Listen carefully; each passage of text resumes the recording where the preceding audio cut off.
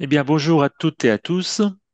Heureux de vous retrouver pour cette quatrième vidéo sur la sexualité et la conscience chez les hommes, avec, comme d'habitude, pour m'accompagner dans cet exercice, mon complice Patrice.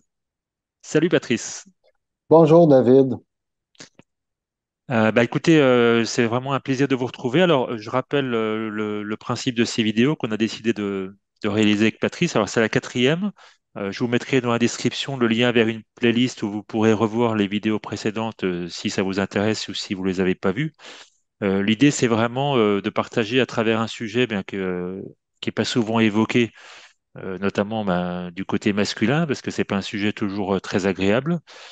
Et puis de regarder comment je peux évoluer en conscience, comment je peux accompagner ma transformation intérieure euh, en regardant la sexualité autrement, en regardant mes besoins autrement. Là, ce que ça veut dire que j'ai plus de besoins, ben évidemment pas forcément. On va en reparler aujourd'hui. Mais en tout cas, de le regarder avec un autre angle, de donner la parole à des hommes. Alors déjà, nous, on fait cet exercice, mais comme je le dis souvent, vous pouvez aussi nous envoyer des questions, vos remarques, faire des commentaires, etc. Notamment, on va parler juste après d'une personne qui nous a envoyé un petit témoignage la dernière fois et qui nous a bien aidé pour préparer cette émission. Ok, on démarre. La dernière fois, on a évoqué notamment les sujets du couple et puis aussi les sujets d'impliquer l'autre ou non dans sa sexualité. Alors, notamment, on avait parlé de la masturbation. Et puis, il y a une personne qui nous a envoyé un petit témoignage et puis qui disait que la masturbation, peut-être que ça implique pas l'autre. Donc c'est déjà ça, entre guillemets, mais ça reste quand même répondre vraiment à ses besoins purement animaux. Et il disait, est-ce que c'est pas finalement un retour en arrière pour des personnes qui vont dans cette direction de conscience qui est de laisser aller tous mes attachements, tous mes besoins animaux pour vraiment me transformer. Et d'ailleurs, il proposait, comme je crois que Guy en parle aussi dans un de ses livres, plus d'aller vers une forme d'abstinence finalement, puis de prendre complètement une distance, de se détacher complètement de la sexualité. Alors, j'attaque directement avec ce sujet. Patrice, qu'est-ce que tu en penses, toi? Est-ce qu'aujourd'hui, pour me transformer, ça veut dire que je dois complètement mettre fin à la sexualité en général? Oui. Par contre, ce aujourd'hui-là n'est pas nécessairement demain. C'est comme n'importe quoi. J'apprécie une phrase qui dit que le but de la sexualité, c'est d'arrêter les réincarnations lorsqu'on en aura fait le tour de cette sexualité-là. Ça, c'est une phrase qui me touche beaucoup. C'est que tant et aussi longtemps que je peux aller jusqu'au bout de ma sexualité, je vais revenir constamment à avoir de la sexualité. Pour arrêter cette sexualité-là, ben, je pense que personnellement, je peux pas du jour, en tout cas, moi, personnellement, je ne peux pas du jour au lendemain dire que c'est terminé. J'ai vu dans les années qui ont passé, les dernières années, comment j'ai réduit cette expérience-là sexuelle en ayant de moins en moins avec qui que ce soit, puis même au niveau masturbation, d'en avoir de moins en moins. J'ai pas réussi personnellement à faire en sorte que du jour au lendemain, j'en ai plus, que ça s'arrête. Je sais que ça se fait. C'est un choix. Par contre, il faut pas lutter contre le désir. Mon problème à moi, puis quand je dis moi, c'est beaucoup de gens, c'est d'être attaché au plaisir. Et ça, d'être attaché au plaisir, quel qu'il soit, mais là on parle de sexualité, quel qu'il soit, c'est un des attachements les plus durs à quitter.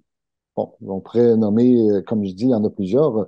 Ça peut être la boisson, la cigarette, les drogues, mais nous, sexuellement, c'est un plaisir très profond. Et quand je suis attaché à ce plaisir-là, c'est difficile de le quitter. Donc oui, je pense qu'on peut y arriver un jour.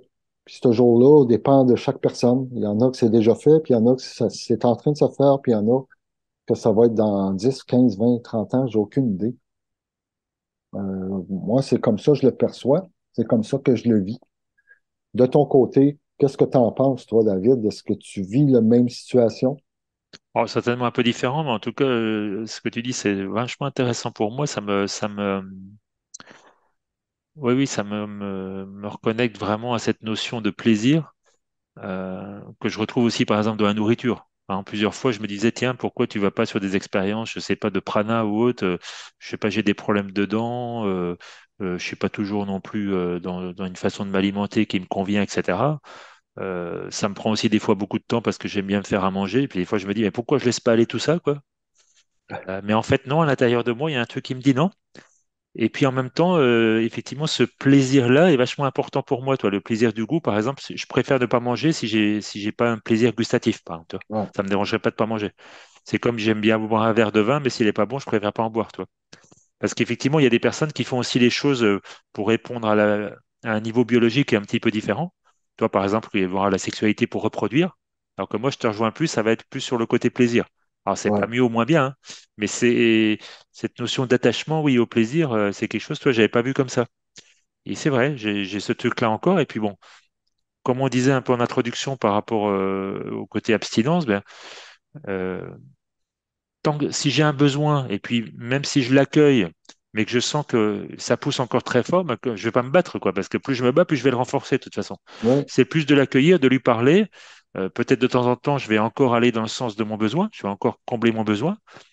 Euh, Moi, je trouve que c'est bien d'essayer de combler son besoin soi-même sans trop impliquer l'autre, ou en tout cas impliquer l'autre dans des conditions où on est OK sur le contrat hein, mutuel. On en a parlé plusieurs fois. absolument. Dans le Ouais, domaine du couple, on est rarement dans les mêmes, on parle rarement de la même chose. Hein. ça peut Euh, arriver, mais rarement. voilà. On croit qu'on parle de la même chose des fois, mais on parle pas de la même chose. Et donc, bah, de ne pas impliquer l'autre, pour moi, c'est quand même déjà une étape. Alors, toi, c'est par exemple si on fait référence à la masturbation. Mais effectivement, je peux aussi peut-être impliquer l'autre et puis faire ça dans un cadre qui est complètement engagé, entendu des deux côtés. Voilà, mais c'est pas toujours le cas. En tout cas, il n'y a pas de règle, hein, puis chacun après va aller dans la direction qui lui convient. Mais je pense qu'effectivement, c'est pas en me battant contre quelque chose qui est très très fort, qui pousse très fort en moi, que je vais aller dans ma transformation intérieure, parce que je suis dans le combat. Si je suis dans la guerre, bah, je suis du côté mouton quelque part. Hein. Je suis pas en train de me transformer. Toi, je suis pas en train vraiment d'aller me reconnecter vraiment à qui je suis. Euh, Moi, je pense que ça se fait, comme tu disais, un petit peu progressivement, toi, parce que j'ai pris la décision d'écouter mon âme, et donc forcément, ben, les besoins euh, ont moins d'importance qu'avant. Comme les peurs, il y en a encore qui sont très fortes, mais il y en a moins qu'avant. Et puis, je les écoute plus tout le temps, alors qu'avant, c'était plutôt automatique. Dès que j'avais une peur, je faisais pour plus avoir peur. Dès que j'avais un besoin, j'y répondais tout de suite. Toi, je me posais même pas la question. Et pour moi, la conscience, c'est ça, c'est commencer à questionner les choses, toi déjà. Ouais. Oui, c'est sûr que ce soit baiser ou masturber, l'idée là-dedans, c'est est-ce que c'est souffrant ou ça ne l'est pas? De Mm. vouloir arrêter. Si j'essaie d'arrêter, c'est souffrant, que ça comble pas mon besoin, comme tu dis, je me battrai pas. C'est pas en buvant du vin moins bon qu'un jour je vais arrêter de boire du vin. C'est pas parce que je vais choisir du vin qui est pas à mon goût pendant des années que du jour au lendemain, je vais dire c'est assez, là.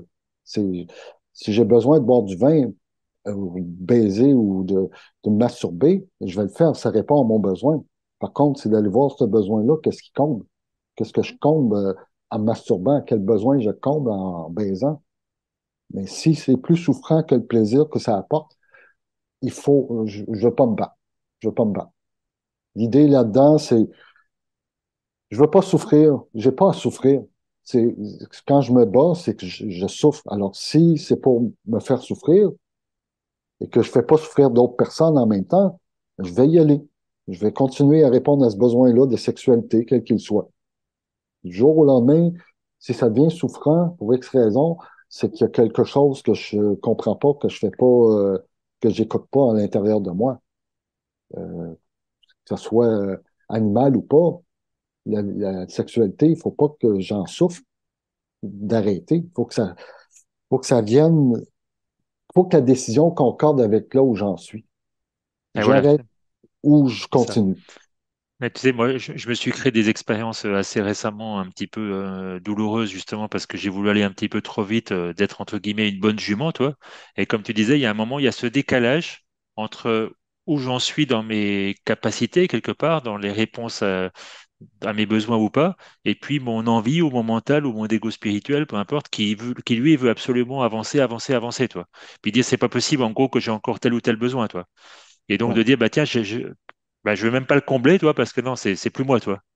Et ben le besoin, lui, il pousse. Et donc, et ben pour moi, cet écart, ça fait, ça peut créer des situations très déplaisantes, alors qu'ils sont nécessaires pour voir justement, pour réajuster, pour dire bah ok, là, je suis pas en phase avec où j'en suis, tu vois. Oui, exactement. Mon mental, lui, est en avance sur mon corps. Mon corps, il est long avant d'intégrer souvent une expérience ou une compréhension.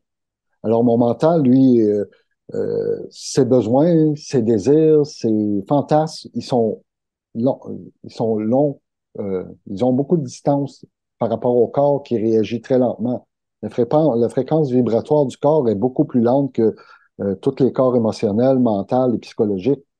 Donc, si j'ai l'idée d'arrêter de la sexualité, c'est mental, c'est parfait. Mais avant que mes cellules l'intègrent, ça peut prendre des semaines, des mois, des années. C'est pas, il y a encore des relents, et ça dépend d'une personne à l'autre. Il y en a du jour au lendemain, c'est terminé. S'ils n'ont pas souffert, puis il y en a d'autres que ça peut prendre des années, puis c'est de combat en combat, mais de moins en moins souffrant pour arriver à avoir moins de sexualité. Ça, c'est variable d'une personne à l'autre, sauf qu'il faut savoir que le corps est toujours plus lent à assimiler ce que le mental a déjà développé et qui s'imagine qu'il est rendu. Moi, si j'imagine que je suis rendu à vivre sans sexualité. Je beau l'imaginer, mon corps, il me dit non, non, c'est pas ça que tu vis, là, c'est pas ça ton besoin actuellement. Oui, Alors, il faut. le corps physique en densité, il est plus lourd, il met beaucoup Ah plus de ouais, temps effectivement à réagir, alors que oui, j'ai déjà pris conscience mentalement de où je vais et puis de quelque part de qui je suis. Et par contre, le corps physique, lui, il met beaucoup de temps effectivement à suivre derrière. C'est ça qu'aussi, il faut être patient et puis l'écouter, l'accompagner, être doux finalement, comme tu dis, il y a pas à il y a pas à souffrir. j'ai pas besoin de me fouetter si j'ai décidé d'arrêter d'avoir de la sexualité, puis une journée ou dans l'année ou 2 jours, ou peu importe le nombre de fois que j'ai de la sexualité, de pas me culpabiliser. Je peux avoir des relents, Oui, y a bah c'est pas pour ça, de, bah, on voit un peu le grand portrait qu'il y a derrière, mais dès que je me culpabilise, de toute façon, je retombe effectivement du côté mouton, ça retombe sur la guerre intérieure, je me culpabilise, ça veut dire que je suis à nouveau dans le triangle, victime, coupable, sauveur. Donc, bah, ça ouais. me donne l'information que, OK, non, viens accueillir, viens écouter ton besoin, quoi. Ouais, Et toi, c'est OK. ce que tu dis aussi, c'est marrant, je sais pas si je t'ai raconté une fois cette histoire, mais une fois, je suis allé voir une conférence d'un monsieur qui était pranique, tu sais, et puis il racontait que dans une autre conférence, il y avait deux personnes qui étaient venues, une dame qui voulait absolument devenir pranique et puis qui était vraiment hyper passionnée par la conférence, mais qui a jamais réussi en fait, enfin qui a jamais réussi, c'était pas pour elle. Son corps n'a pas commencé à s'alimenter, si tu veux, avec la nourriture énergétique, toi. Alors qu'il y avait une autre dame qui était venue par hasard, qui est arrivée avec un bretzel et qui écoutait comme ça par curiosité. Elle a jamais mangé son bretzel, elle a plus jamais mangé de sa vie. Enfin, en tout cas, peut-être qu'elle a remangé plus tard, mais à cette période-là, elle a complètement basculé pranique, toi. Et c'est pour revenir à ce que tu disais, c'est qu'à un moment, c'est que ça s'impose à moi, tu vois. C'est pas le Ouais, truc où je dois le forcer, tu vois. exact. Les compréhensions, souvent, au Québec, on a une expression qui se dit, c'est lorsqu'on reçoit un 2 par 4 dans le front, qu'on comprend et qu'on arrête certaines choses. Un 2 par 4, c'est un morceau de bois D'accord. qui fait, en termes américains, 2 pouces par 4 pouces. C'est un madrier et on se dit quand on reçoit un coup dans le front, ben, on a des idées un peu plus claires, ça assomme, ça réveille. Et là, je décide souvent d'arrêter certaines pratiques. Ça prend des fois un choc pour dire que ça, c'est terminé. Ben, c'est la souffrance. Si je baisse pas suffisamment, ben, c'est souffrant. J'ai besoin de baiser plus souvent, donc je deviens frustré, je fais de la masturbation à outrance. Il y a des frustrations des deux côtés. Si j'en fais pas assez, puis à un moment donné, si j'en fais trop, je prends beaucoup de temps dans ma vie à avoir de la sexualité, à baiser. À un moment donné, je fais OK, là, je prends des heures et des heures par semaine pour baiser. J'aurais autre chose à faire. À un moment donné, il y a des signes comme ça qui fait que où est-ce que je m'en vais? Quel besoin je comble encore, là? Est-ce que je veux poursuivre dans cette route-là? Ah oui, tout à fait. C'est pour ça que, comment dire, à partir du moment où j'ai pris cette décision en moi, euh, je- il me semble hein, que les choses, elles viennent naturellement. Parce qu'effectivement, si je suis complètement inconscient, bah, effectivement, je suis dans la drogue, les addictions, le plaisir, je me pose pas de questions, je vis ma vie à fond, puis un jour, bon, j'ai peut-être un gros truc qui m'arrête. Mais à partir du moment où j'ai déjà fait des pas dans cette conscience, hein, donc du côté jaune, du côté jument, toi, moi, par exemple, régulièrement, je me connecte, puis je demande à mon âme, je lui dis, écoute, vas-y, emmène-moi où je dois aller, je sais pas ce que c'est, mais montre-moi la voie, et puis je vais te suivre. Puis des fois, il y a des messages qui viennent clairement, mais des fois, c'est pas clair. Et j'ai remarqué justement souvent quand c'est pas clair, mon ego spirituel, comme il n'a pas le message, ben, il dit, OK, faut que j'arrête ça, faut que j'arrête ça, faut que j'arrête ça, toi. Ouais, Faut que je fasse des actions pour montrer que je fais quelque chose. Mais en fait, déjà, c'est en faisant ça que bah, les messages, je les entends pas, tu vois, clairement, parce que je suis complètement dans mon mental. Et puis en plus, c'est parce que je suis impatient, puis il y a des choses, c'est peut-être pas encore pour tout de suite. oui, ça aussi. Et bah, c'est pour ça la personne qui mettait dans son petit témoignage, j'aimais bien parce qu'elle disait que l'idée, c'est peut-être pas d'arrêter justement, de combler complètement tous mes besoins parce que c'est un truc que je peux pas faire du jour au lendemain. Et puis c'est pas nécessaire, mais au moins de ne plus répondre systématiquement oui dès que j'ai un besoin, toi. Par exemple, dès Ouais, que j'ai besoin de me masturber, de baiser, de séduire ou toi, de prendre du recul, d'observer, de parler finalement à ces personnages à l'intérieur de moi, tu vois. Donc ça veut pas dire qu'après je vais complètement arrêter ou que je vais aller à fond comme avant. Tu vois, c'est pas ça.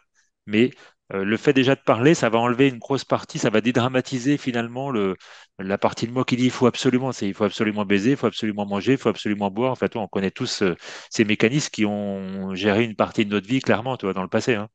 ouais, oui, absolument. Et ça, c'est un choix qu'il faut refaire constamment, à mon avis. Mm. Et pour les gens qui ont l'impression qu'on est des extraterrestres en parlant, et puis même les extraterrestres, je suis pas certain qu'ils parlent de ça, mais qui nous percevraient comme des gens un peu religieux, qui veulent être chastes, abstinents, parce que c'est pas des, on ne serait pas des garçons, des hommes qui avons du succès auprès des femmes et qu'on veut vivre d'abstinence. C'est pas ce qu'on cherche, c'est pas ce qu'on vit. Moi, c'est pas ce que je vis non plus. J'en parle parce que j'ai besoin d'une libération. Ça prend beaucoup de place dans ma vie et ça m'empêche pas d'avoir des relations avec qui que ce soit. Puis surtout, si on enlève la sexualité, si on enlève la séduction, les rapports avec les êtres humains, ça devient authentique. Je ne désire plus l'autre en face de moi, puis l'autre n'a plus à me désirer. C'est comme deux enfants qui sont purs. C'est un peu une image peut-être un peu inégale ou injuste de prendre deux enfants, mais deux enfants, ils n'ont pas de désir un par rapport à l'autre quand ils sont en jeunesse, quand ils sont très jeunes. Ils font juste être vrais, être ce qu'ils sont. Et si, on perd cette notion-là d'authenticité avec les années par rapport à tout ce qu'on voit, les films, les publicités, et tous ces trucs-là qui nous modifient ou en fait qu'on accepte d'être modifiés. Donc, l'idée de parler de ce qu'on parle, nous, en tant qu'hommes, c'est pas parce qu'on est des curés et qu'on a défroqué de la sexualité. C'est vraiment de se libérer de toutes les stratégies puis des souffrances que ça apporte, Mm. de tout ce qu'on a mis en place pour avoir de la sexualité, puis qui était faux, qui était mensonger. Puis, en enlevant les mensonges, en enlevant tout ce qui est pas vrai par rapport à la sexualité, ça m'empêche pas d'en avoir de la sexualité.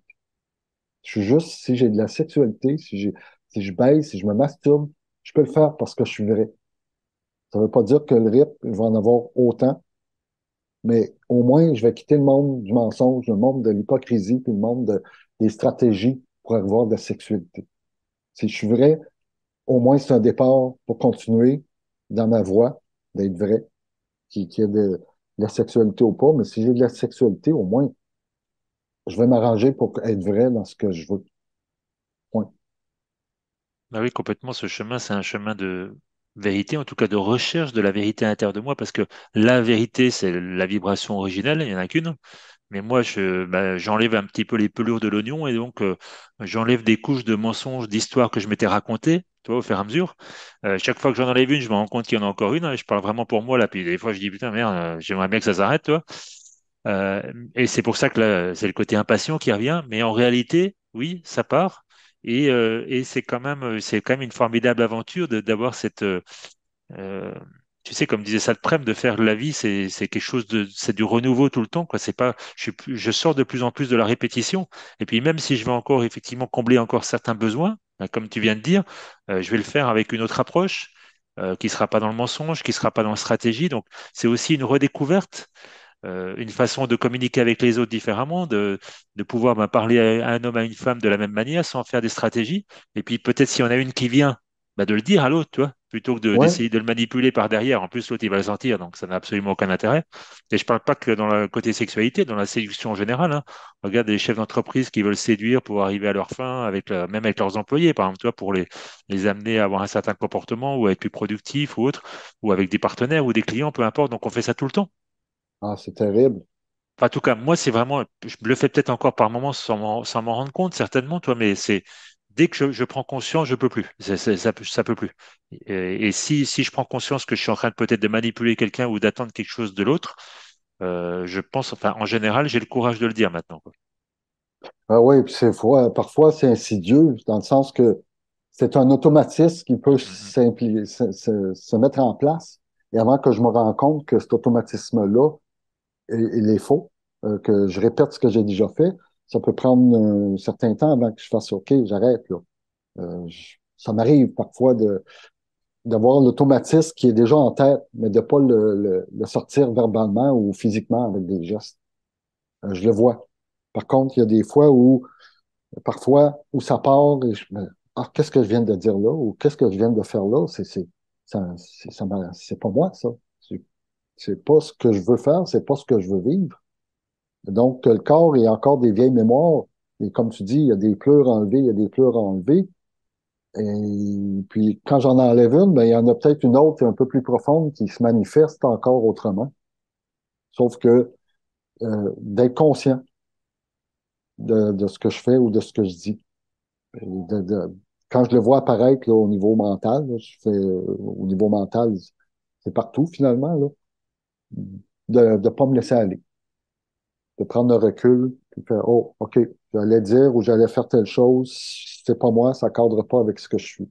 Effectivement, moi, j'ai remarqué, me concernant par rapport à ce que tu dis, que si par exemple, je suis pas complètement centré ou j'ai quelque chose qui m'a perturbé, puis j'ai peut-être pas pris le temps de le regarder, là, des fois, je vais perdre un peu cette distance, et puis des fois, il y a des choses qui vont sortir. Alors, comme tu disais, toi, plutôt que d'arrêter, de dire stop, ou ça peut être des fois si j'ai bu un verre d'alcool ou si je suis fatigué, toi, des éléments qui vont faire que je suis un peu moins vigilant. Et c'est pas grave, c'est OK, on peut pas être toujours, toi, vigilant. Mais effectivement, quand je suis bien centré, c'est vraiment chouette parce que je me rends compte, toi, je vois cette distance, puis je vois les petits personnages, tu vois, qui veulent prendre le dessus, comme ça peut être de s'énerver ou de séduire ou de manipuler.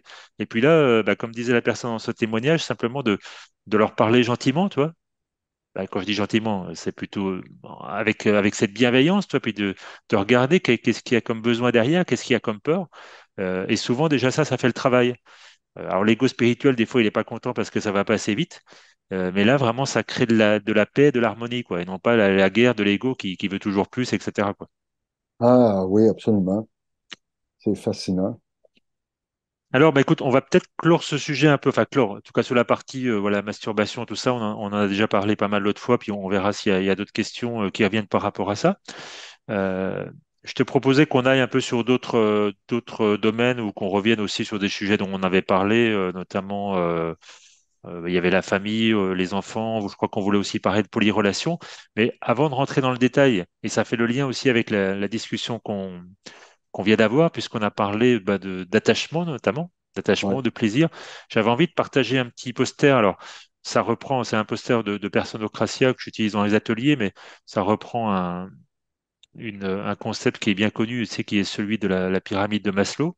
Mais je trouve ouais. que c'est bien de l'avoir à l'image, puis même pour ceux qui nous regardent, puis même pour moi, en tout cas, c'est un bon rappel. Alors, je vais voir si je peux partager, ça devrait fonctionner normalement. Voilà, tu le vois là, je pense aussi, Patrice, hein. Ah ben, c'est marqué. Oui, voilà. Ça y est, c'est bon, ça arrive, ouais, C'est parfait. c'est OK. Euh, donc l'idée, ce qu'on voit, alors effectivement, là, ça va plus loin. Il y a la partie haut qui est le travail que moi je fais, enfin, qu'on fait dans Personocratia, mais pour toutes les personnes qui ont décidé de faire cette transformation intérieure, c'est-à-dire d'arriver jusqu'à l'accomplissement, puis cette harmonisation entre l'être et l'avoir, tu vois. Et ouais, là, pour parler plus effectivement des aspects dont on discutait avant sur l'attachement, le plaisir et puis les besoins. Et ce que je trouve intéressant, c'est que dans la sexualité, il y a toutes les parties qui sont concernées. Toi, par exemple, pour certaines personnes, c'est encore plus bah, ce besoin de reproduire, ou c'est comme on disait, l'homme qui veut baiser toutes les juments, toi, pour parler crûment, toi, bah là, on est plus sur la partie du bas, tu vois, la partie vraiment physiologique, hein, ouais, de ce besoin de reproduire. Ou comme quand tu disais aussi que effectivement le corps physique il met plus de temps, bah c'est là, c'est sur la partie vraiment en bas où on est sur les besoins vraiment qui sont ancrés dans la biologie, puis plus que ça, qui sont ancrés dans cette conscience un peu collective de l'espèce, toi, ouais. cette Puis espèce de transition. ça vibre, la fréquence vibratoire est très lente, donc le Exactement. changement est très lent également. Ou toi, avec la partie sécurité, pour la femme, par exemple, qui a besoin que l'homme soit pourvoyeur. Et c'est pour ça que les personnes, des fois, ils disent, ouais, mais aujourd'hui, c'est plus vraiment comme ça. Alors, déjà, Ah, c'est encore comme ça, mais en même temps, ce qu'il peut y avoir de vrai aussi là-dessus, c'est comme ben, on monte en conscience, les besoins ont un petit peu changé. Par exemple, toi, si on monte dans la pyramide, peut-être que, justement, moi, c'est ce que j'ai retrouvé souvent dans ma vie avec le côté séduction. C'était pas forcément pour avoir du sexe, mais c'était pour combler d'autres besoins. Comme ce qu'on peut voir un peu plus haut. Par exemple, moi, c'était beaucoup ben, l'estime, toi, la confiance en moi, ou le besoin de relation, toi, le besoin de dire, ben voilà, si, parce que s'il n'y a pas de sexualité, on n'est pas un couple, toi. ouais, c'est fou ça. Ouais, et la sécurité, c'est également le fait de ne pas être seul. Moi, je l'associe souvent avec l'estime de soi, c'est-à-dire être estimé par quelqu'un. Si je suis avec quelqu'un, ben, j'ai la sécurité du couple et en même temps, je suis estimé dans ma relation. Tout ça, c'est imbriqué. Il y a des aspects qui sont plus prenants chez certaines personnes que chez l'autre. Il y en a que ça va être la relation, d'autres, ils ont besoin physiologiques plus grands. Alors, tout dépend, mais c'est Et puis l'appartenance pour la famille aussi, l'appartenance, ouais. les enfants, savoir que tes parents, que tu as une béquille, enfin toi, toutes ces choses qui vont avec, c'est pas rien, c'est pas du tout anodin, hein. Ouais, et puis la photo de famille, ça en dit long aussi, hein. Avoir une famille sécuritaire, on dit que la famille, c'est tellement important dans la vie. Ben, c'est sûr, tous les peurs, les besoins, les attaches s'y retrouvent. Et c'est pour ça que depuis des siècles, voire des millénaires, on, on pousse l'idée de la famille patriarcale notamment. Là, matriarcale, c'est autre chose, mais patriarcale. Cellule fermée, contrôlée. On est certain de tous les gens qui sont dans le clan qui viennent de la même personne ou à peu près. Oui, c'est ça, Donc, c'est c'est une vraiment sécurité. oui, c'est le clan, c'est le premier cercle de sécurité, quoi. Ouais, le clan animal, là, l'âme groupe, l'âme de troupeau. C'est ça. Alors, juste avant de refermer ce partage d'écran, oui, toi, ce poster, c'est aussi pour les personnes qui nous écoutent, hein, que je fais cette petite précision ou qui connaissent pas forcément ce genre de poster. Là, ça s'appelle le détachement, mais toi, ça fait le lien avec ce que tu disais tout à l'heure quand tu parlais de l'attachement au plaisir ou autre. Ouais, Et moi, j'aime bien notamment un psychothérapeute québécois là qui disait que ben, laisser aller mes attaches, c'est pas enlever l'amour, parce que le vrai amour, lui, il va pas partir. C'est en fait enlever le contrôle que j'ai sur la relation avec les autres. ouais. Tu vois. Et moi, ça m'aide beaucoup quand c'est parce que mon ego, il me dit attention, toi. Mais en réalité, je sais que l'attachement, c'est purement justement cette peur que tout d'un coup, je vais perdre la relation. Et donc, ça m'oblige à vouloir contrôler, à avoir des attentes. Par exemple, ça peut me pousser à séduire, toi, ou manipuler l'autre. Complètement. S'il n'y a pas de peur, s'il n'y a pas aucune peur, si j'ai peur j'ai pas peur de perdre qui que ce soit ou quoi que ce soit, euh, qu'est-ce qu'il me reste à faire? Il me reste à vivre normalement. Il Et me puis reste à à laisser vivre sans l'amour, à peur. laisser être les choses, tout Ouais, à simplement. se laisser être soi. Si j'ai pas peur des autres, les autres me font pas peur, j'ai pas peur d'être seul ou j'ai pas peur d'être en couple, ben, il reste quoi? Il reste à être soi. Sauf que, encore là, c'est des belles paroles. Mon corps, mon être n'est pas totalement intégré tous ces aspects, sauf que je suis conscient de ça. J'en suis conscient. Les peurs, partout où il y a de la peur, ça bloque, il y a de la souffrance. Donc, j'ai peur de plus baiser, j'ai peur de plus avoir d'érection, j'ai peur de me retrouver seul, j'ai peur de ne pas être aimé ou estimé, parce que le terme amour, on en a déjà parlé, c'est pas un terme que j'emploie souvent ou régulièrement. Bref, toutes ces peurs-là font en sorte que je suis dans une prison intérieure. Je me crée ma propre prison. Le jour où j'ai plus peur, Qu'est-ce qui me reste? Il me reste juste à être moi. Peu importe ce que les gens pensent ou ce qu'ils disent de moi, c'est ma vérité profonde, personnelle, elle est en train de se manifester.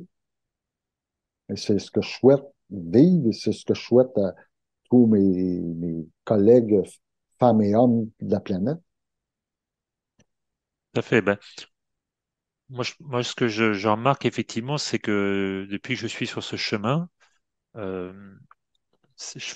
enfin, j'ai cette part des choses qui se fait plus ou moins naturellement. C'est-à-dire que quand je vis quelque chose, par exemple la réponse à un besoin, toi, je me questionne. C'est-à-dire, je regarde qu'est-ce que je fais, pourquoi je le fais. Comme on disait tout à l'heure, je peux accueillir la peur, etc. Mais le truc, ça pour moi, c'est ça la direction. Et ça va, ça veut pas dire encore une fois que je vais arrêter de répondre à tous mes besoins. Par contre, il y a un moment, je vais commencer à me juger, tu vois. Et c'est là que je bascule.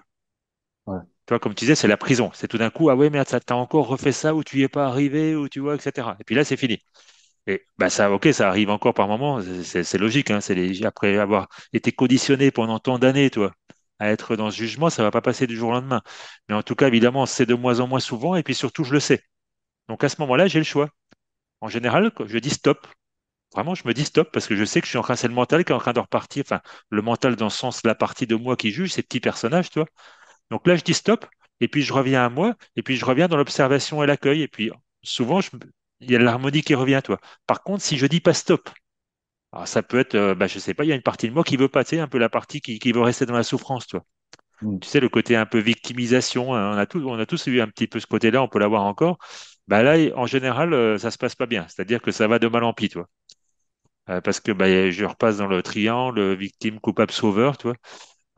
Donc, je pense que c'est toujours cette vigilance, tu sais, puis ce discernement de dire, OK, je fais pas les choses en mode automatique, je me pose des questions. Par contre, me poser des questions, ça veut pas dire me culpabiliser. ouais. Ce qui n'est pas évident. Mais non, c'est comme tu disais, il y a la théorie, puis la pratique, c'est autre chose. En tout cas, Ben on le oui. sait, on a les outils, toi.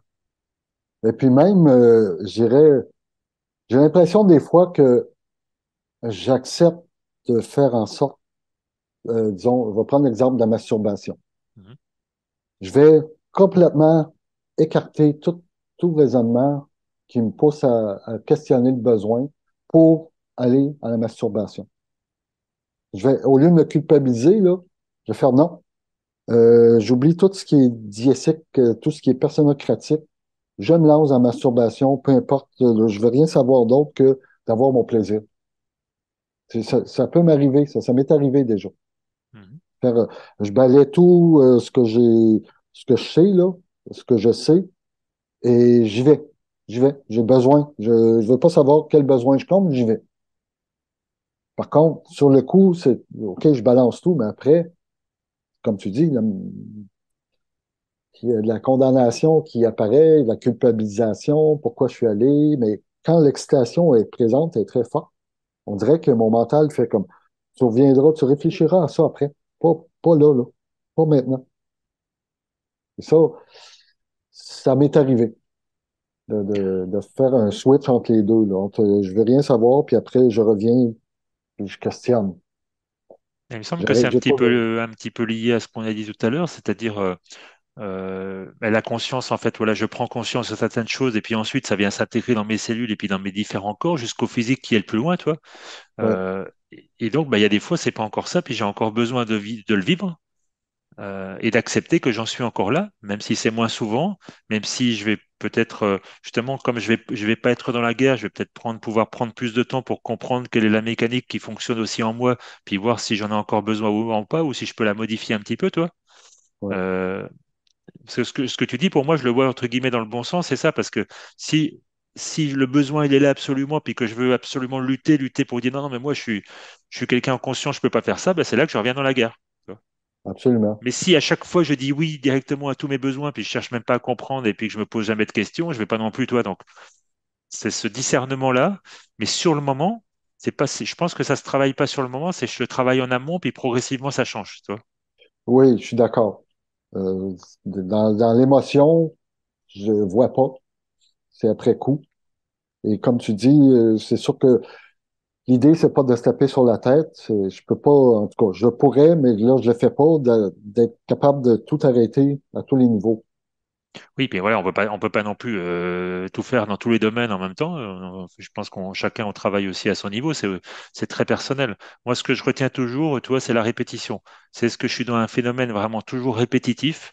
Et deuxième chose, c'est est-ce que ça me fait souffrir? Parce qu'à la Ouais, rigueur, si je me sens super bien comme ça, que ça me donne de l'énergie, bon, ça m'étonnerait dans ce cadre-là, mais pourquoi pas? Si moi, c'est génial, je me masturbe, plus je me sens bien, plus je suis harmonieux. Encore une fois, ça me paraît un non-sens, mais pourquoi pas? Parce qu'il y a un truc pour moi qui est clair sur ce chemin, c'est qu'il n'y a pas de règle. Évidemment que ça semble aller dans une autre direction qui va être, comme on disait, de se détacher, mais peut-être qu'il peut y avoir ponctuellement un besoin, peut-être d'être encore plus dans la matière, d'aller renforcer un ego pour le dissoudre plus tard, toi. Donc oui, c'est vraiment très très personnel. Mais en tout cas, c'est de le vivre en conscience. C'est pas de le vivre comme un robot, tu vois, qui va exécuter les choses sans rien comprendre et puis en disant que c'est comme ça. C'est parce qu'en fait, voilà, il y a des gens qui disent ça. Bah, je suis un corps, je suis un animal, donc c'est normal, tu vois. absolument. Et plus je suis attaché à un plaisir, et plus, selon ce que je vis ou ce que j'ai vécu, c'est plus il faut que j'aille jusqu'au bout. Mhm. Il faut que j'aille jusqu'au bout du plaisir pour qu'à un moment donné, ce plaisir-là ne, ne soit plus mon maître, ne gère plus ma vie. Il y en a qui, si le plaisir de la sexualité n'a jamais été très intense chez des gens, ben peut-être qu'ils vont avoir plus de facilité à quitter ce monde. Et ben, les gens, moi, j'ai l'impression que je fais partie de gens pour qui le plaisir sexuel était tellement important que faut que j'aille jusqu'au bout de ce qu'est la sexualité pour un moment donné. Comme je disais au début, j'ai fait le tour, là, ça ne m'apporte plus rien. Je suis prêt à penser à autre chose. Toi, bah, avant l'émission, pour faire le lien avec ce que tu dis, toi, je me revoyais des images quand j'étais en mode séduction et tout ça. Puis moi, comme on a déjà parlé, c'était pas forcément toujours le besoin sexuel, toi, qui m'amenait à ça. C'était plus le besoin de relation, d'estime, etc. Toi. Puis quand je revoyais ça tout à l'heure, c'est des fois, je m'imagine des situations du passé, ça me permet de voir comment je me sentais, toi, quels Ouais, étaient mes besoins derrière, toi. Puis il y a un truc qui m'est venu, alors c'est la première fois que ça se vient en ces termes, c'est que je me définissais à travers l'autre, tu vois. C'est ça qui m'est venu. En fait, l'autre, il m'aidait à me définir. Je peux dire autrement, simplement, c'est que je manquais d'estime pour moi, tu vois. ouais. Et j'en manque peut-être encore un petit peu, mais en tout cas, je commence à comprendre ce que ça veut dire de m'occuper de moi, de m'aimer, etc., toi. Alors qu'à l'époque, j'avais absolument aucune idée, hein. Quand j'allais dans les stages de développement personnel ou autre, qu'on disait il faut s'aimer, tu sais. Bon, il faut déjà, mais bon, indépendamment de ça, mais je ne savais pas de quoi il parlait. Tu vois. Je sentais que ça avait l'air sympa, tu vois, ça avait l'air assez doux de pouvoir s'aimer soi-même, mais en pratique, bon, ok, pour moi, c'était peut-être de ne pas me faire du mal à mon corps, ce genre de choses, mais j'avais aucune idée vraiment de ce que ça voulait dire. Et puis même après, même en comprenant Personocratia et tout ça, ok, je suis une âme dans un corps, tout ça, mais dans ma vie pratique de tous les jours, m'aimer, c'était pas évident, toi. Et je fais ce lien avec ce qui était pour moi la séduction tu sais, c'est l'autre à l'extérieur qui me renvoyait l'image de moi qui me plaisait, en fait. Ouais. Et c'est ça vraiment dont j'avais besoin. Ben, ce C'est besoin, pas, c'est quelque chose quand même, hein. Je dis ça, mais c'est pas, c'est pas n'importe. Enfin, pour moi, c'était un gros truc, hein. ouais, ça l'est également pour moi, David. L'autre, avec ses yeux et son regard tourné vers moi, il donne de l'espoir, il fait faire des flamèches. Ça, c'est un aspect aussi, euh, le fait d'être estimé de quelqu'un ou le fait d'être, pas idolâtré, parce que ça, c'est autre chose, mais le fait d'être estimé, d'être en relation avec quelqu'un qui t'estime, ça peut donner une illusion ou une réalité que je suis sur la bonne voie, que je suis appréciable, qu'il y a des gens autour de moi qui font en sorte de me préserver dans leurs contacts, dans leurs amitiés, dans tout ça. C'est sûr que c'est gros l'estime dans les relations. Puis l'idée d'être en couple, ça vient confirmer souvent ça. Il y a au moins quelqu'un dans la vie avec qui je peux être intime et qui me comprend et qui sait que je vaux quelque chose parce évidemment, quand on est en couple, il y a toujours une relation d'échelle de valeur. Qu'est-ce que je vaux par rapport à moi et par rapport aux yeux des autres? Mhm, On mhm. joue sur les valeurs, là. Ce que je vaux plus que ça, je vaux plus que être avec cette personne ou je valais moins. C'est une échelle de valeur. Donc, l'estimation, qu'est-ce qu'on vaut sur le marché de l'estimation, l'offre et la demande? Euh, on est là-dedans souvent dans le couple, là. Et, entre autres. quand justement, j'avais tout à l'heure cette image qui me revenait, enfin, je voyais que j'avais besoin effectivement de l'autre pour me définir, toi. D'un côté, il y avait c'était un peu doux, c'était plaisant parce que je me rappelle quand l'autre, tu sais, quand l'autre il te projette une image de toi, il te donne une sensation qui est agréable. Bah oui, c'est du plaisir quelque part aussi, toi, pour revenir au plaisir. C'est le plaisir de voir que l'autre, entre guillemets, il m'aime ou il aime comment je suis, toi, ou il aime ce que je suis, en tout cas à l'extérieur, toi. Et puis en même temps, ce qui m'est venu tout de suite après, c'est ce côté mensonge, de me dire, mais waouh, putain, mais je me définissais uniquement à travers l'autre, quoi. C'est-à-dire que moi, j'existais pas.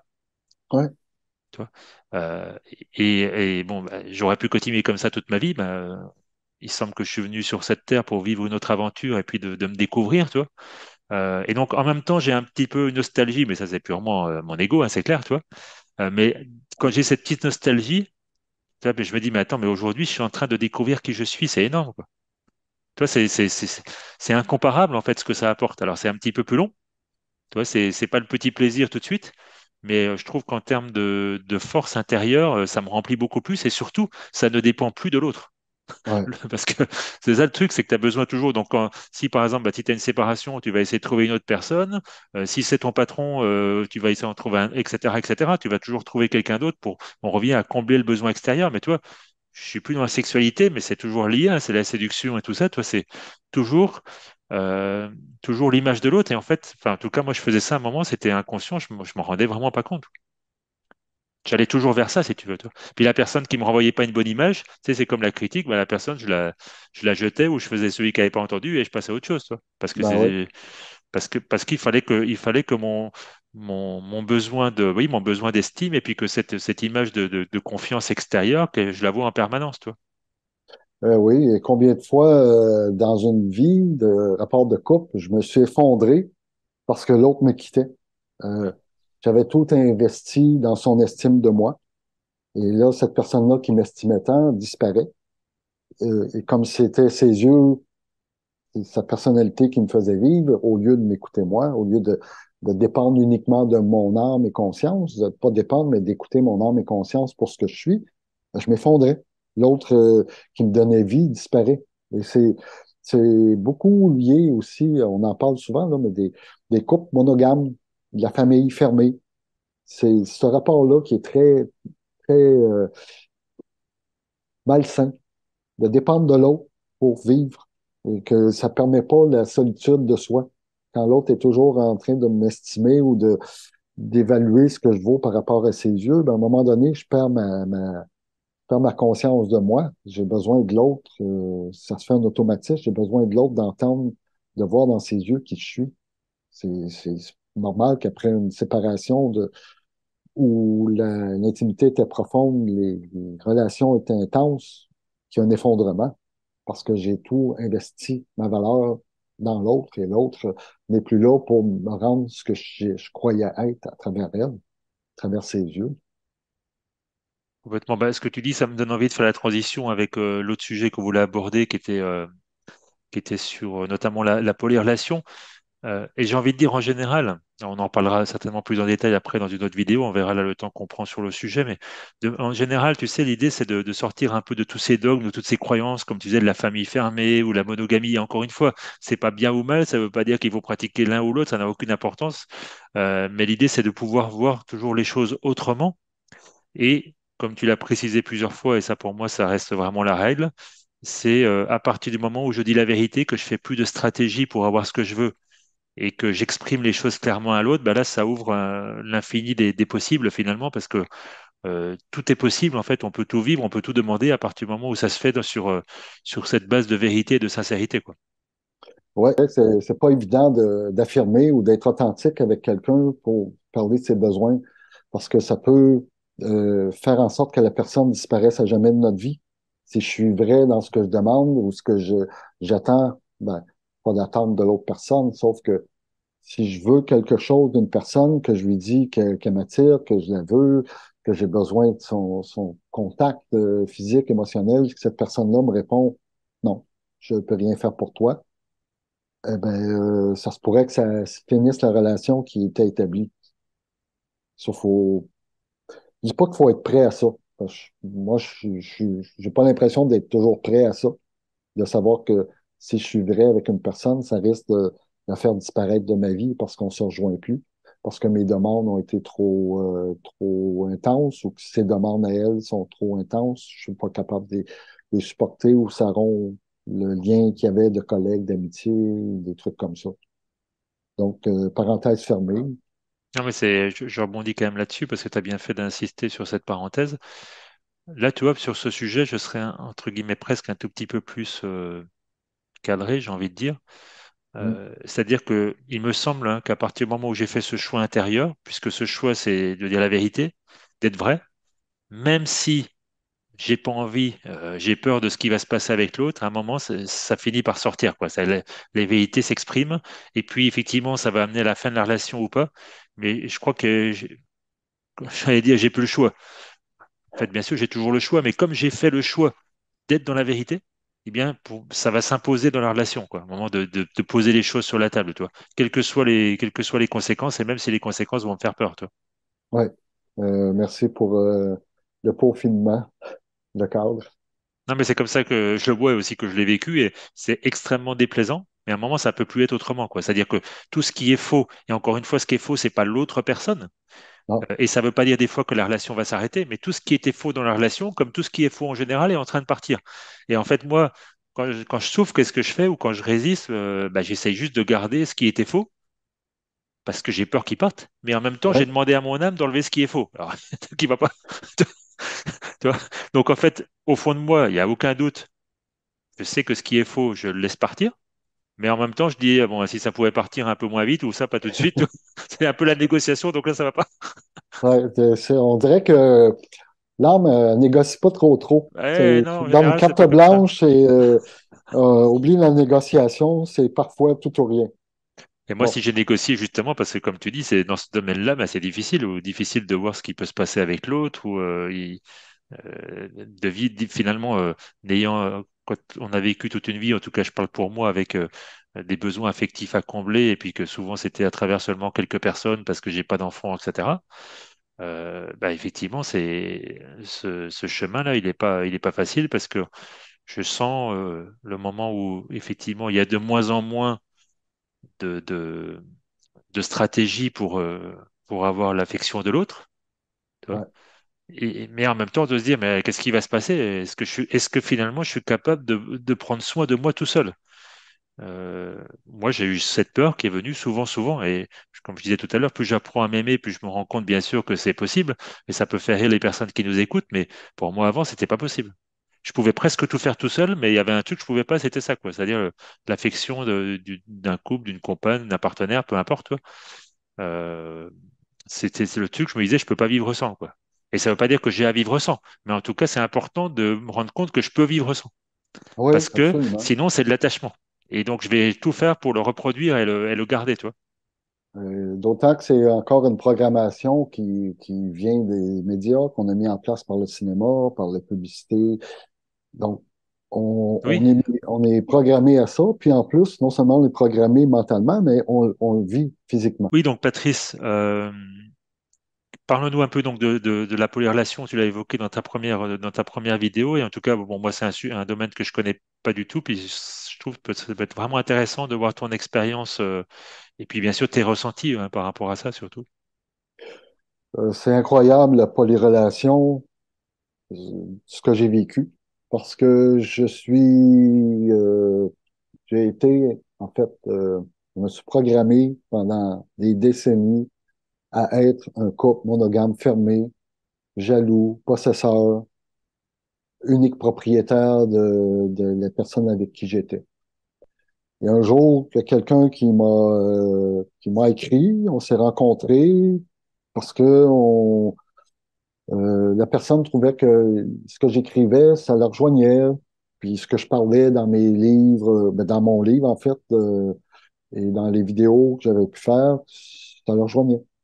Donc, on a établi une relation ensemble, puis ça s'est développé en polyrelation. C'est-à-dire que cette personne-là avait quelqu'un dans sa vie, alors que moi, j'avais personne d'autre dans ma vie. Sauf que c'était pas, la polyrelation, il faut savoir que c'est pas une relation d'amant-maîtresse. C'est-à-dire que il n'y a pas une relation qui est cachée. Si moi, la personne qui était en couple, ça, son conjoint savait qu'elle était en couple avec moi. Mais moi, j'ai jamais cherché à être en couple consciemment, en polyrelation, même que je disais que au début, quand j'écrivais là-dessus, je croyais que la polyrelation, c'était seulement parce que les autres, ils appelaient ça polyamoureux, mais comme j'emploie très peu le terme amoureux ou amour, je préfère dire polyrelation ou multipartenariat. Bon, bref. Je croyais que la polyrelation, le polyamoureux, c'était une question entre femmes seulement. Parce que ce que je vivais autour de moi, la seule polyrelation que je voyais, c'était entre femmes. Alors, je comprenais pas. Je me suis dit, bon, ben, la polyrelation, c'est pour des femmes qui trouvent pas d'autres personnes, puis c'est plus facile d'être ensemble, en gang, en groupe, que seul. Je voyais pas autre chose. Mais quand moi, je l'ai vécu de mon côté, je l'ai créé inconsciemment et j'ai vécu ça avec une personne qui était déjà en couple, hétéro. Et ça m'a fait vivre beaucoup de... En fait, tout, il a fallu, et quand je dis il a fallu, c'est que tranquillement, tous mes conditionnements de possession, euh, de, de jalousie et tout ce que je traînais depuis des siècles, ça s'est transformé. Parce que là, j'étais plus en couple fermé, j'étais en couple ouvert. Donc, ça me demandait d'être ouvert à ce qui se passait à l'extérieur sans savoir exactement ce qui se passait dans l'intimité. C'était pas important. Parce que la polyrelation invite à être ouvert à tous les couples qui peuvent se former, sauf que c'est pas un objet de recherche étant polyrelation. C'est encore une fois une question vibratoire, une fréquence vibratoire comme deux instruments de musique qui se rejoignent pour créer une harmonie. C'est pas du jour au lendemain, ben, là, je décide d'être en polyrelation parce que ça va me permettre d'avoir plusieurs partenaires puis de m'offrir un paquet de possibilités de baiser. Moi, je vivais pas ça. Et les autres personnes non plus. En gros, je pourrais Oui, ouais, de toute façon, je dessiner te ça laisse, ainsi. je rebondis. En tout cas, j'ai noté quelques trucs. Alors pour moi, le truc le plus important, et tu sais que j'y suis sensible aussi, c'est ce que tu as indiqué là plusieurs fois, c'est-à-dire que quand tu vivais dans la monogamie, et j'ai l'impression que c'est le cas pour beaucoup, il y a cette notion de propriété, de jalousie qui va avec. Tu vois. Et pour moi, ça a toujours été un truc très dur à vivre. Alors, j'ai certainement été aussi, toi, dans ce truc-là, et je l'ai vu aussi chez les autres avec moi. Tu vois, par exemple, notamment la jalousie. Ou le fait que bah, parce que je suis en relation avec quelqu'un, ou même parce que c'est quelqu'un avec qui j'ai eu du sexe, donc ça veut dire que ça y est, on est un couple, et ça y est, eh bien, on a une relation particulière qui fait qu'on peut se permettre des choses, par exemple, qu'on ne se permet pas avec d'autres, et Ouais. notamment de la jalousie, c'est-à-dire que l'autre décide comment tu dois te comporter. Tu vois. Ça, c'est À quelque ce chose, j'ai point-là, jamais, pour ouais. moi, j'ai jamais, ça a toujours été hyper violent. Je trouve ça très, très violent. Tu vois. Ça l'est. Et dans ce que tu dis, je sens quand même cette liberté, mais c'est pas la liberté, c'est comme tu dis, c'est pas je fais n'importe quoi, c'est pas ça. C'est quelque chose qui semble plus cohérent par rapport à, plus respectueux de la personne, il me semble, hein, mais non. Oui, il y a pas de, c'est pas un esprit de volage. En tout cas, je peux parler uniquement de mon expérience parce que des polyamoureux, polyrelations, on ne crie pas ça sur les toits nécessairement. Donc, les gens que je côtoie ils peuvent déjà être en polyrelation. Mais dans mon expérience à moi, c'est pas une question, je suis en polyrelation parce que je suis volage ou je suis en polyrelation parce que ça fonctionne pas avec mon couple. Évidemment que tant mieux si c'est le cas, mais dans un couple, souvent, l'autre ne répond pas tout le temps à tous mes besoins. Et c'est pas une nécessité non plus. C'est pas je devrais, en principe, répondre à tous mes besoins personnels. J'en suis pas là. Donc, je forme un couple ou je forme pas de couple ou je suis en polyrelation avec plusieurs couples. Sauf que dans un couple fermé, si l'autre répond pas à tous mes besoins, que j'ai encore, que je trouve pas une façon de le faire, ben, je vais aller voir ailleurs. Mais c'est pas parce que dans mon couple, ça va pas bien que je vais nécessairement être en polyrelation. Je ne mange pas toujours les mêmes trucs dans la semaine. J'ai pas un seul menu. J'ai pas seulement deux ou une seule amitié dans la vie. J'en ai plusieurs sur différents niveaux. Donc, la polyrelation, elle est possible également pour divers besoins à combler et pas nécessairement sexuels. On s'imagine encore qu'un couple, il faut absolument qu'il y ait de la sexualité. C'est, ça traîne, ça, cette idée-là. Ça Oui, traîne. puis tu peux ne pas avoir la sexualité, mais avoir quand même la jalousie, la notion de propriété, le besoin de sécurité, etc. Donc ça règle pas non Absolument. plus ça règle pas tous les problèmes. Et juste pour bien comprendre, alors, peut-être pour ceux qui nous écoutent, mais même pour moi, parce que c'est quelque chose que je connais pas bien. Donc cette personne qui t'avait contacté parce que tu écrivais, etc. Donc elle était donc elle vivait avec quelqu'un d'autre, mais donc c'est au moment où vous avez décidé d'avoir quelque chose entre vous, elle en a parlé donc à la personne. Oui. En gros, elle en parle, c'est-à-dire qu'elle dit, ben voilà, qu'est-ce que t'en penses? Ou il faut que l'autre soit d'accord. Enfin, il y a des règles ou c'est vraiment comme ça, le but, c'est juste de pas cacher les choses, déjà, c'est sûr. C'est de ne pas cacher les choses et évidemment d'être vrai, de voir avec l'autre si je suis déjà en couple, comme était cette personne, si cette personne-là est déjà en couple, elle a été assez vraie pour exprimer ses besoins. La personne a fait oui, le conjoint a fait oui, il n'y a pas il y a pas de souci. Oui, je suis d'accord pour que tu vives ce que tu as à vivre. Ça me rejoint si tu as besoin d'aller voir quelqu'un d'autre pour former un couple en parallèle ou former une polyrelation, go. Mais ça se passe pas tout le temps comme ça avec tout le monde. Je sais pas, mais nous, ça s'est passé ainsi. Et malgré tout, même si je suis en accord, moi j'étais en accord avec ce qu'elle vivait, puis le conjoint est en accord avec ce qu'elle vivait aussi, ça règle pas la jalousie, puis la possession et toutes les incertitudes et peurs du jour au lendemain. On a vécu des trucs incroyables à se tirer les cheveux parce que ça prend un certain temps à mettre à jour tous nos besoins et nos visions de ce qui se passe de part et d'autre. C'est exactement comme un couple fermé ou ouvert, en fait. Les deux sont possibles. C'est de mettre à jour qu'est-ce qui va pas, qu'est-ce qui fait peur, qu'est-ce qui me titille. J'ai besoin d'en parler. Il faut que ça se fasse à tous les niveaux. Et si le conjoint avait voulu être en polyrelation avec une autre personne, Mhm. c'était possible également. Oui, ou pas, Sauf c'est un qu'on petit peu, ça me fait penser à la communication non violente, c'est-à-dire, ben, j'exprime à l'autre ce que j'attends de lui en termes de besoin, puis peut-être l'autre, il va dire non. Puis à ce moment-là, peut-être ça se serait pas fait non plus, toi. exactement. Et si ça se fait pas, c'est de revisiter les besoins. Quels sont les besoins? Est-ce qu'il y a moyen de les combler autrement?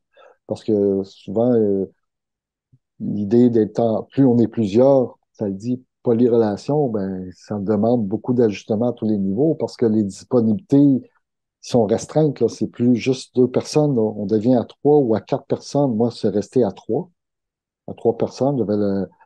J'étais en polyrelation avec la personne, la femme, mais ça fait quand même trois personnes. Elle a deux relations à gérer. Ça demande beaucoup de temps. Ça demande... Donc, s'il faut rajouter en plus d'autres personnes, ce que j'ai pas vécu, qui est pas nécessaire non plus, mais ça se pourrait, ça demande une gestion de temps incroyable. Puis il y a des enfants à travers tout ça, il y a le travail, il y a des amitiés et autres. Il faut pas, en fait, il faut pas. Ça demande pas d'avoir beaucoup d'attentes. Les disponibilités se présentent quand elles se présentent. On peut essayer de donner des dates de rendez-vous, mais parfois ça bouge beaucoup, là. C'est, c'est Oui, pas c'est une toujours à expérience un jour. peu quand même de lâcher prise ou de laisser être les choses. Et Totalement. pendant que tu parlais, ça me revenait comme ça à quel point c'est fou comme on est. Enfin, c'est fou. C'est quelque part facile à comprendre parce qu'il y a tout un système derrière, mais à quel point effectivement, enfin, en tout cas dans nos cultures, le concept de monogamie est ancré. Et souvent, quand quelqu'un arrive avec une proposition qui est différente, comme ce que tu viens de dire, hein, tu sais, il y a un truc qui réagit à l'intérieur. Tu sais, c'est un peu comme quelqu'un qui est à fond dans la médecine, puis tout d'un coup, on lui explique que bah, ça marche peut-être pas comme ça, toi. Et puis là, il se contracte parce qu'il faut pas toucher un peu au dieu de la science, toi. Et ben là, Ouais, j'ai l'impression qu'aussi, en tout cas, encore une fois, dans nos cultures à nous, que la monogamie et puis le fait d'avoir mis tout mon affectif sur la personne avec qui je vis, c'est vraiment le truc auquel il faut pas toucher. Que ça peut pas être autrement, toi. On peut avoir plusieurs amis, mais pas dans un couple, toi. ouais, c'est fou. C'est fort comme c'est ancré, hein. Ouais, c'est pas l'idée dans la polyrelation, c'est pas d'avoir plusieurs si on est un homme d'avoir plusieurs femmes ou si on est une femme d'avoir Oui, plusieurs c'est pas hommes. la polygamie, hein, c'est pas C'est pas la pareil, hein. Ouais. polygamie. Moi, ce que je vis, ce que j'ai vécu dans ce couple-là, c'est un couple avec les mêmes relations, les mêmes intimités, les mêmes promiscuités qu'un couple dans lequel j'étais fermé. Là, la différence, c'est là que c'est un couple ouvert. Mais le fait d'être un couple ouvert, ça m'a pas emmené à baiser à droite puis à gauche pour autant. Ce que je faisais plus quand j'étais en couple fermé. parce que c'était secret. Je pouvais me permettre de baiser à droite et à gauche dans un couple fermé, ce que j'ai jamais fait dans un couple ouvert, en fait, dans la polyrelation. C'est pas le fait d'être en polyrelation qui fait ouhou, là, c'est le temps d'aller au marché public et de baiser tout ce qui bouge. Parce que là, il y a des gens qui bougeront pas, c'est sûr. Ils vont avoir peur. Est-ce que oui, Mais donc est-ce que cette notion finalement de couple ouvert, comme tu dis, bah, ça donne quand même plus de liberté pour communiquer? C'est-à-dire il y a toujours des peurs, il y a toujours des besoins, mais déjà on peut en parler plus facilement puisqu'on n'est pas dans le truc, comme tu dis, où le couple fermé, dès qu'il y a un besoin que l'autre peut pas combler, je vais commencer à mentir ou je vais faire les choses cachées. Alors que là, comme il me semble, puisque quand tu décides d'avoir une relation comme ça, il y a déjà une décision de ne pas cacher les choses puisque l'autre conjoint doit être au courant, toi. oui, Donc, ça met exactement. quand même dans une optique qui me semble beaucoup plus constructive, toi, de communication, quoi, dès le départ, même si les peurs sont là, toi. Absolument. Imaginez dans un couple fermé que quelqu'un des deux conjoints dise à l'autre, écoute, je pense qu'on a déjà parlé dans la première ou deuxième vidéo, une des deux personnes du couple dise, chérie, cette semaine ou hier, il y a quelqu'un qui me fait vibrer totalement. Mhm. C'est la première fois que je le voyais, puis j'ai été, je sais pas ce qui s'est passé, mais mon corps s'est mis à avoir des sueurs, puis c'est comme le désir qui s'est allumé dans mes yeux. Ben, si on est en couple fermé, l'autre personne risque de faire en sorte que Oui, arrête de le brasser. Mais dans les polyrelations, ça le fait aussi. Sauf que on peut se permettre de le dire. Ben, encore que dans des couples fermés, il y a des gens qui se le disent, mais dans les polyrelations, tout est vrai. Il faut. En fait, j'emploie souvent il faut. Ça demande d'être vrai de plus en plus. oui, puis où le Que j'ai- côté, finalement, le truc qui nous déplaît, parce que quand l'autre dit qu'il a envie de quelqu'un d'autre, c'est pas forcément agréable, bien sûr, mais le côté qui nous déplaît, finalement, il me semble, hein, de ce que j'entends, puis comment je le ressens, il est moins important que ce que la sincérité elle apporte, tu vois. Ouais, absolument. Ça, c'est vrai en Et, général, d'ailleurs, hein. On a peur de dire la vérité souvent, mais en fait, ça apporte tellement de vérité, de sincérité, puis de relaxation dans la relation. Ça ouvre plein de portes. ah oui, oui. Et puis, c'est pas parce qu'on est en couple fermé je, que je peux ne, que j'arrête de dire la vérité. Maintenant, je peux le faire aussi, mais simplement, le couple fermé, comme vous voyez, c'est un conditionnement dès le départ pour cacher les choses, quoi. Ouais, ouais. C'est les désirs, les excitations, il y a beaucoup de mensonges, beaucoup avec le temps, de gens qui sont plus capables de supporter parce que les surprises quotidiennes, le désir, il disparaît quand tu sais à quelle heure l'autre il va arriver, quand tu sais à quelle heure il va partir. On dirait tout ce qui est surprise, tout ce qui est inattendu, ça devient prévisible. On dirait que ce qui est prévisible fait en sorte que notre enthousiasme a tendance à se perdre tranquillement, surtout dans des couples fermés qui vivent ensemble. Je sais Alors pas ce que que, tu penses aussi, toi, des raisons pour lesquelles il y a ce conditionnement et puis cette culture justement du couple fermé ou de la monogamie ou ben, que l'autre doit répondre à tous mes besoins. Alors évidemment, beaucoup vont dire oui, ben, c'est justement le système qui a fait ça pour nous garder esclaves et tout ça, mais et je reviens aussi un petit peu à Personocratia, et c'est vrai que quand je comprends que je suis créateur, ben, je me rends compte que je manifeste le monde à mon image, à mon niveau de conscience. Donc quelque part, avec cet angle-là, j'aurais plus envie de dire que bah c'est en fait moi je vais encore chercher la moitié qui me manque un peu à l'extérieur. Tu vois, je dis ça, ça peut paraître un peu le truc bateau, euh, mais je crois effectivement qu'il y a une partie de moi qui croit ou qui croyait que je pouvais pas tout combler moi-même tout seul, tu vois. C'est pas possible. C'était trop gros, ouais, le besoin était trop gros, le trou était trop gros, toi. Donc il fallait et et je crois vraiment que c'est parce que quand je vis à ce niveau de conscience-là, bah, je me crée un système qui, lui, va répondre à ce besoin. Donc, je veux dire les choses autrement, comme je l'ai déjà dit dans notre domaine, le système, lui, il n'est pas bon ou méchant, c'est juste qu'il répond à ce dont j'ai besoin, quoi. C'est un peu comme si, toi, ben, l'argent, je veux pas le garder, je veux absolument le mettre en sécurité dans une banque, ben, la banque, elle va le prendre, il n'y a pas de souci, toi. ouais, Ou que moi, je file toujours aux urgences dès que j'ai un problème, mais c'est quand même ma décision à moi, toi. Et j'ai ouais, c'est, l'impression que ce couple fermé, c'est pareil, on s'est créé toute une culture pour adorer, c'est presque de l'adoration, hein. Puis quand je dis adoration, toi, je pense aussi au côté le monde invisible qui va avec, parce que c'est très très puissant, comme s'il y avait des égrégores qui sont derrière, et que toute la société est basée autour de ça, quoi. Ah, absolument. C'est l'égrégore animal, entre autres. Le fait d'être en couple fermé, de créer une famille, ça permet premièrement de s'assurer de la descendance. On le sait Hmm. que si le couple est fermé, mariage inclus, ben, absolument, les enfants qui vont naître de cette union-là, c'est assurément du même bonhomme, du même père, ou du même homme, en fait. Et l'autre chose, c'est comme c'est une âme groupe, ben, le fait d'être en sécurité, de s'assurer d'être toujours avec quelqu'un, de faire partie d'un clan, de répondre au fait que d'autres clans similaires se profilent autour, d'autres familles se créent. Me sens comme normal, je me sens accepté d'être dans un couple fermé. Et l'idée aussi d'avoir un couple fermé, ben, pour les hommes, c'est l'assurance baisse. Donc, je suis en principe assuré de baiser régulièrement, même si je ne sais pas combien de fois ça peut être régulièrement, c'est une fois ou 5 fois par semaine, mais c'est l'assurance baisse. Et pour la femme, ça peut être l'assurance sécurité financière. Bien qu'on ait tendance à sortir de plus en plus de ce schéma-là, que les femmes sont de plus en plus autonomes, indépendantes financièrement, euh, il y avait ces aspects-là qui sont très forts et très ancrés en nous. Très intéressant. Et pour revenir toujours par rapport à ce que tu as vécu, comment tu dirais aujourd'hui, je ne sais pas combien d'années tu as vécu ces expériences de polyrelation, mais qu'est-ce que tu dirais aujourd'hui enfin, je sais pas de ce que ça t'a apporté, où est-ce que tu en es aujourd'hui avec ce type d'expérience, comment tu le vois avec un peu plus de recul ou tout simplement, qu'est-ce que tu ressens par rapport à ça? Moi, c'est sûr que ça m'a apporté beaucoup de paix, beaucoup de lâcher prise. Tu l'as souligné tantôt, le fait de quitter le monde de la jalousie, le monde du mensonge. Ça m'a apporté beaucoup de paix, de légèreté, Légèreté, ouais. de légèreté, d'être plus franc, de plus en plus franc.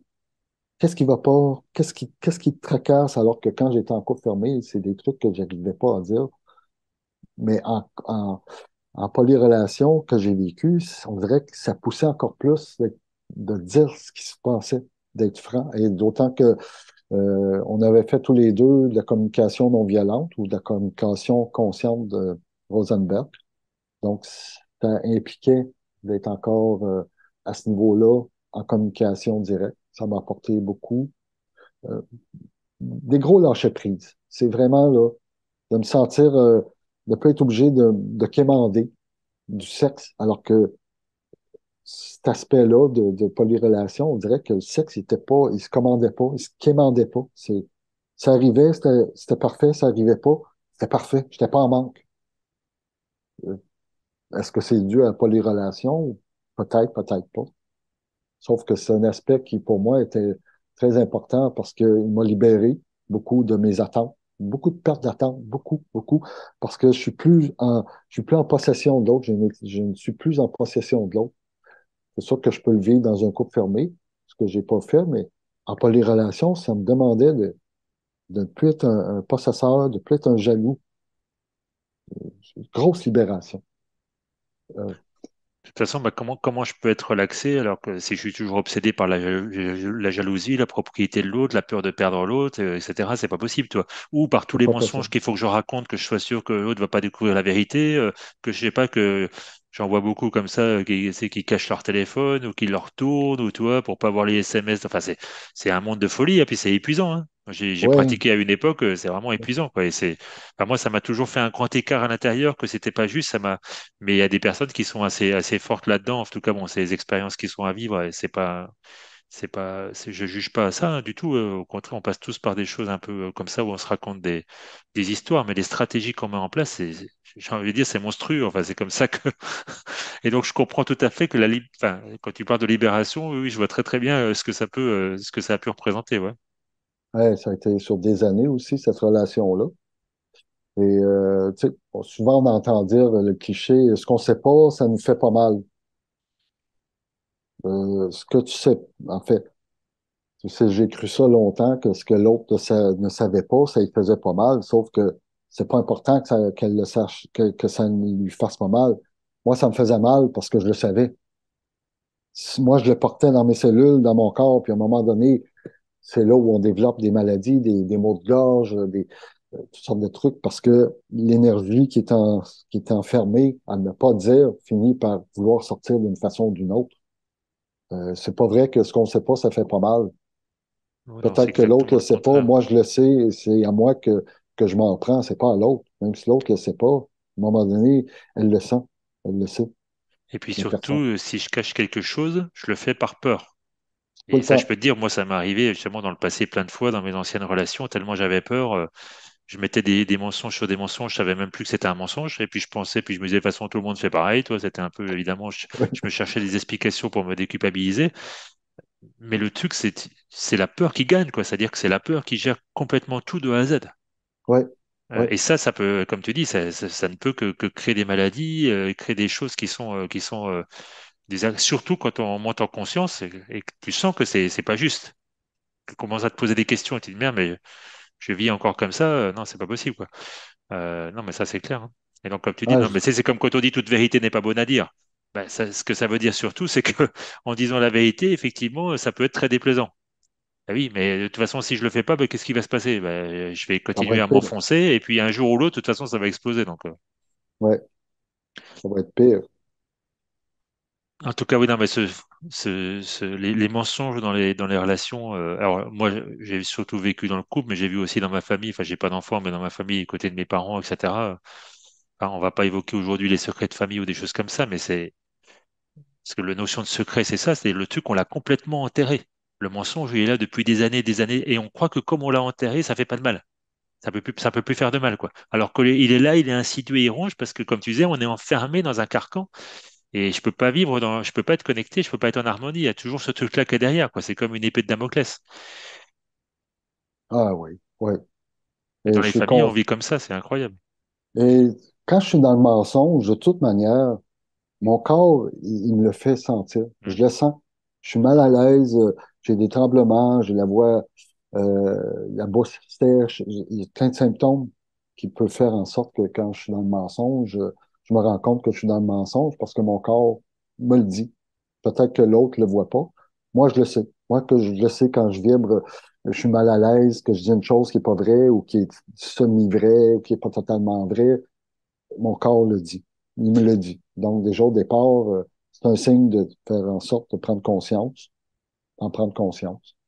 Et c'est ça pour faire le lien avec ce qu'on disait au début. Même si j'arrive pas à régler tous mes besoins, déjà, tu vois, j'ai cette conscience de regarder, ne serait-ce que de voir ce qui se passe dans mon corps, puis de me rendre compte que mon corps est en train de me donner un message. Parce que si je suis à fond dans la guerre, que je veux absolument être spirituel et trucs, je vais même pas regarder ça. Ouais. En fait, c'est mon mental qui gère ou mon excitation, toi, d'aller dans cette aventure, toi. Et puis au final, je me rends pas compte que mon corps est en train de me donner un message, que j'ai un truc à faire là maintenant, toi, pour retrouver un peu d'harmonie, toi. Ouais, Donc moi, en tout cas, l'ego, ça, c'est le truc hyper important enfin, j'essaye vraiment d'écouter le plus possible tous ces messages-là. Déjà parce que je sais que si je les écoute pas, ça va être de la souffrance après physique, toi, ça va pas bien aller. Et puis parce que c'est un super indicateur, toi. On dit souvent dans Personocratia ou dans la communication non violente que le ressenti, euh, ou tu sais, par exemple, même dans les médecines alternatives ou la médecine de Hammer, tu sais quand on parle par exemple de choc que j'ai vécu, en fait, ce qui va être lié à la maladie, tu sais, c'est pas, tu peux avoir deux personnes qui ont eu deux expériences différentes, mais elles peuvent avoir le même organe qui est touché avec la même maladie, par exemple. Donc, quand je dis maladie, c'est entre guillemets, hein, c'est que c'est pas une ouais, maladie, mais euh, parce qu'en fait, elles ont eu le même ressenti dans ouais, deux expériences le différentes. ressentimètre. Voilà. Donc, c'est le ressenti, non, mais c'est la qualité du ressenti vraiment qui définit ce qui va se passer derrière. Tu vois. Ouais, Donc c'est fondamental d'écouter son corps. Ça, c'est sûr, si on peut arriver, je pense que c'est une bonne conclusion en tout cas pour cette partie-là. ouais, Je pense que pour aujourd'hui, peut-être on va un peu vers la fin, si c'est OK pour toi. c'est OK. Euh, et comme d'habitude, je te propose que, tu sais, on prend un petit temps, après je vais couper, on se prend une minute, on se pose, et puis, tu sais, justement, on peut échanger comme ça nos ressentis. Moi, j'ai envie de commencer. Parce que c'est vrai que je savais comme d'habitude, hein, je ne sais pas dans quelle direction ça va aller, mais quand tu as parlé de polyrelation et puis de cette notion un peu de se relaxer par rapport à, oui, à ce conditionnement, tu sais, de jalousie, de propriété, ça m'a vraiment touché. Et ça m'a fait le lien avec l'autre partie où on parlait déjà quand je disais justement que c'est pas l'autre qui me définit, quoi. C'est pas l'estime de l'autre. C'est ce qui est important, c'est qui je suis, puis d'aller vers ça, toi. Il y a ce lien qui s'est vraiment fait à l'intérieur de moi et ça crée comme une sorte de gratitude de me dire, mais ok, je me vis une expérience qui est quand même pas facile et qui est quand même, oui, un peu déroutante parfois, mais ce que ça apporte, c'est de sortir de tous ces dogmes finalement, toi. Ouais, Et puis de regarder avec mes propres règles aussi à moi, toi, de quoi j'ai besoin moi. Ce plaisir aussi de se combler soi-même. Et je dis toi plaisir, on peut le prendre dans différents sens, mais en tout cas, pour moi, c'est un plaisir qui va vers plus de sincérité, plutôt que de celui d'impliquer l'autre et d'aller voir les mensonges qui sont derrière. Donc, ah oui, cette émission, alors, je sais pas, chaque fois c'est différent, mais aujourd'hui, elle me donne beaucoup d'énergie, une forme d'espoir aussi quelque part. Ça me fait vraiment beaucoup de bien. Donc, merci, merci d'y avoir participé en tout cas. ben, merci à toi, David. Comme on disait en entrée de jeu précédemment, je ne sais pas si ça a été enregistré, peu importe, là. Moi, personnellement, j'avais pas beaucoup d'énergie cette année, cet hiver. Je me sentais lourd. Je sentais que j'aurais pas couru le marathon. Contrairement aux années passées, ça, c'est pas un souci. Mais cette année, je trouvais ça lourd de vivre ce que je vis, sans avoir rien de particulier, juste l'ensemble de ma vie que je trouvais ça lourd. Mais le fait d'être en contact avec toi, ça, je trouve ça réénergisant. C'est comme à chaque fois, je repars sur une nouvelle base d'énergie, puis d'être capable de me livrer authentiquement, puis d'entendre ta partie à toi également, en tant qu'homme, d'être aussi vrai. Ça me libère aussi. Je suis encore dans le terme libération, là. Euh, c'est comme si cette lourdeur-là, je finissais par, en quelques heures, là, on a pris quelques heures là, pour arriver à ce qu'on on est maintenant, là. Et c'est une réénergisation. Et ça, je trouve ça formidable. Je- À chaque fois, je suis surpris parce que je m'attends pas à rien, mais le fait de me retrouver dans cet état-là d'espèce de paix puis d'acceptation de ce qu'on vient de vivre. Et en plus, de quitter un monde de peur. Parce que je traîne encore l'idée, j'en ai parlé à chaque vidéo, la peur d'être jugé, et ainsi de suite. Sauf que ça, on dirait qu'une fois que c'est terminé, là, je- on dirait que ça disparaît. Et le fait d'être vrai, puis d'être authentique dans tout ce qu'on a partagé, tu remarqueras qu'il y a peut-être une tendance à se retrouver seul de plus en plus. Que la vérité, ça apporte beaucoup de solitude. Sauf que cette solitude-là, elle n'est pas, euh, elle est pas subie. C'est pas une solitude pesante. C'est une solitude que moi, qu'on conçoit comme étant vraie, solide, et qu'elle n'est pas souffrante. Et le fait d'être en solitude, ça m'empêche pas d'être avec plein de gens. C'est-à-dire que me retrouver seul avec moi-même constamment dans ce que je vis, dans ce que je crois être vrai, ça fait un ménage autour de soi, mais en même temps, ça nourrit autre chose. Ça nourrit d'autres personnes, même si c'est pas la première impression qu'on peut avoir, là. Et ça, je te remercie aussi pour ces partages-là, de me rappeler ce genre de respect de soi à travers ce qu'on vit. Merci Patrice. Ben, dans ce que tu dis, je peux pas m'empêcher de rajouter une petite chose parce que ça vient en moi vraiment très fort. Toi, c'est que tu dis effectivement, ben là, à la fin, on se sent vraiment énergisé et tout ça. Mais bon, je peux pas parler pour toi, mais il me semble qu'on est deux personnes, on a fait le choix de vivre plutôt en vérité. Et pourtant, là, je sens que de parler de ces vérités-là, ben, ça m'apporte encore quelque chose. Et donc, pour moi, ça me confirme que l'intérêt de ces vidéos, et puis certainement qu'il y a encore des choses en moi qui travaillent justement sur le côté peut-être sexualité, séduction, je sais pas, tu sais, qui sont encore un petit peu cachés et qui par moments me plombent. Et je suis persuadé que le fait de les exposer comme ça, ça participe à les faire sortir et donc à m'alléger, tu vois, à Ouais, me relaxer. Et je pense que ça fait partie de ce qu'on peut ressentir de bien-être dans ce qu'on vient d'évoquer.